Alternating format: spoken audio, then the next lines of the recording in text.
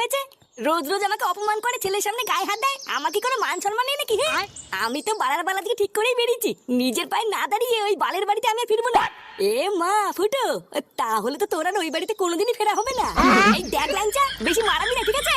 নিজের পায়ে কি করে দাঁড়াবো সেই নিয়ে কোনো বুদ্ধি না দিয়ে রঙ্গ মারাচ্ছে। আরে পাগল, সেরকম কোনো বুদ্ধি থাকলে কি আমরা আর বেকার পড়ে থাকতাম নাকি? আমরাও তো কবে একটা কাজে ঢুকে পড়তাম। আমার কাছে একটা ভালো ব্যবসার প্ল্যান আছে, কিন্তু ওটা করতে গেলে অনেক টাকা লাগবে। কি ব্যবসা? আমাদেরকেও বল, যদি আমরা তোর কোনো সাহায্য করতে পারি। বাড়া, আমি ভাবছি একটা ক্যাটারিং এর ব্যবসা খুলবো। এর মানে বুঝতে পারছিস তো? মানে হলো কোনো বিয়ে বাড়িতে বা অনুষ্ঠান বাড়িতে হাঁড়ি করে ভাড়া দেওয়া, খেতে দেওয়া, এইসব। হাঁড়ি কড়াই ভাড়া দেওয়া বা খেতে দেওয়া? হ্যাঁ, খারাপ আইডিয়া না। কিন্তু এর জন্য তো অনেক টাকা পয়সা লাগবে রে। নতুন হাঁড়ি কড়াই সবই তো কিনতে হবে। আর তাছাড়াও কাজ পাওয়াটাও তো একটা কঠিন ব্যাপার। কেউ কি তাদের কোনো অনুষ্ঠানে এত বড় একটা দায়িত্ব আমাদেরকে দেবে?